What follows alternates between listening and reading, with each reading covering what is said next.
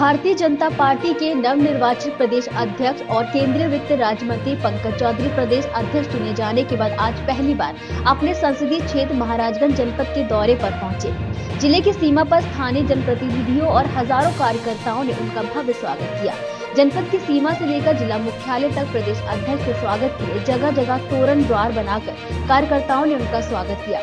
इस दौरान वह जिला मुख्यालय स्थित भाजपा कार्यालय पहुंचे, जहां उन्होंने एक भव्य कार्यकर्ता सम्मेलन को संबोधित किया। जिला भाजपा कार्यालय में पत्रकारों को संबोधित करते हुए प्रदेश अध्यक्ष पंकज चौधरी ने केंद्रीय नेतृत्व का आभार जताते हुए कहा कि पार्टी ने जो जिम्मेदारी दी है उस पर पूर्ण रूप से खरा उतरने का प्रयास करूंगा। नेतृत्व ने आपको इतनी बड़ी जिम्मेदारी सौंपी है, उसके बाद आप जिले में पहुंचे हैं, भव्य स्वागत किया गया है। आगामी जो विधानसभा चुनाव है 2027 का, उसको लेके भारतीय जनता पार्टी की क्या रणनीति रहेगी और आप जनपद में आगमन होगा उसको लेकर क्या कहेंगे?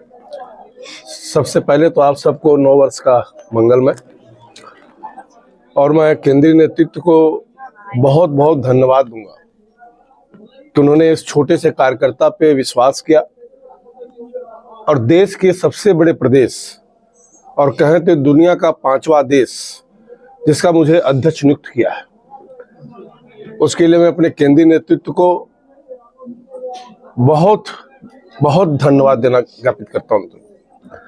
साथ ही साथ एक बहुत बड़ी जिम्मेदारी भी मेरे सर पे आई है, और जिस प्रकार से मैं 34-35 साल से पार्टी ने जो जो दायित्व दिया है उस दायित्व को हमने यथासंभव पूर्ण करने का प्रयास किया था, और उसको ही देख करके जिम्मेदारी मुझे केंद्रीय नेतृत्व ने दिया है। उनके विश्वास पे मैं पूर्ण रूप से खरा उतरने का प्रयास करूंगा। 2027 की जहां तक सवाल है, भारतीय जनता पार्टी का कार्यकर्ता 365 दिन सेवा का काम करता है, पार्टी का काम करता है,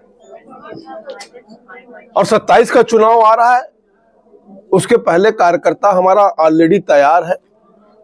ये सही है कि चुनाव आता है तो थोड़ी स्ट्रेटजी चेंज हो जाती है, तो उसके लिए उत्तर प्रदेश का सभी कार्यकर्ता तैयार है, और मुझे पूर्ण विश्वास है कि जिस प्रकार से अध्यक्ष बनने के बाद 4-5 दिन में पार्लियामेंट में सत्र में व्यस्त था, उसके बाद ब्रज कृष्ण की भूमि से मैं अपनी यात्रा शुरू किया, पश्चिम, कल गोरखपुर क्षेत्र में था, आज अपने जिले में आया हूँ।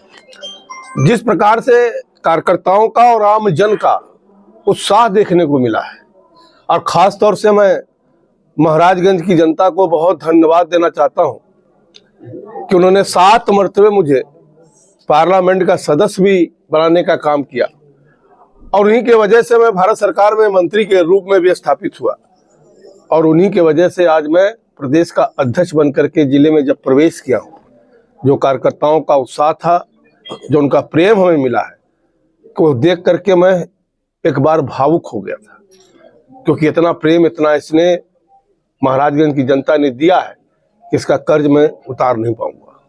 अध्यक्ष जी, जो संभल में बुलडोजर कार्रवाई हो रही है उसको लेकर विपक्ष का कहना है सिर्फ एक मजहब को टारगेट किया जा रहा है, क्या कहना है इस पर? देखिए, जहां जहां पर भी इंक्रोचमेंट है, चाहे वो किसी का भी इंक्रोचमेंट हो, चाहे किसी मजहब का व्यक्ति हो, उस पर कार्रवाई हो रही है। कल कटिया बिजली विभाग का भी कार्रवाई उस पर हुआ था, मस्जिद वाली भी कार्रवाई, तो विपक्ष का कई तरह का आरोप लगाया। कटिया का कार्रवाई तो महाराजगंज में भी होता है, जो गलत अगर कटिया लगाकर बिजली लेगा तो निश्चित तौर से कार्रवाई होनी भी चाहिए। कार्यकर्ताओं को संबोधित करते हुए आप भावुक हो गए थे वहाँ, क्या?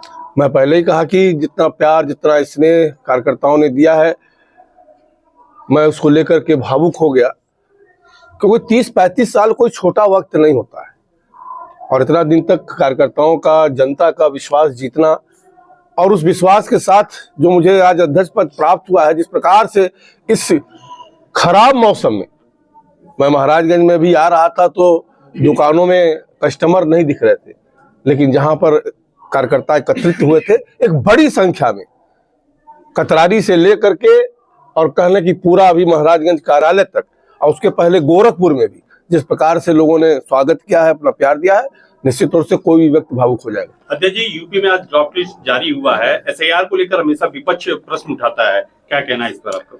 देखिए, एसआईआर को लेकर के जो ड्राफ्ट लिस्ट आज जारी होगी, कल से उसको हम लोग देखेंगे, और मैं एक बूथ पर भी गया था और वहाँ के बूथ अध्यक्ष और सारी कमेटी से जो उसमें आगे काम करना है उसके बारे में मैंने उनसे बात भी किया है।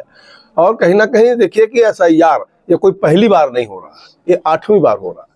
2003 में शुरू हुआ था मनमोहन सिंह की सरकार में, और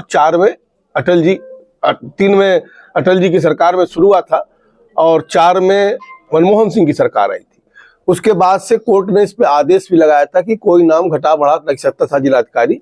आज वो SIR हो रहा है, और ये SIR कहीं ना कहीं पूर्ण निरीक्षण कार्यक्रम चल रहा है कि जितना इस बीच में 21 सालों में बहुत से लोगों का देहांत हुआ होगा, बहुत से लोग शिफ्ट हुए होंगे, तो एक्चुअल डाटा बने उसके लिए कार्य हो रहा है।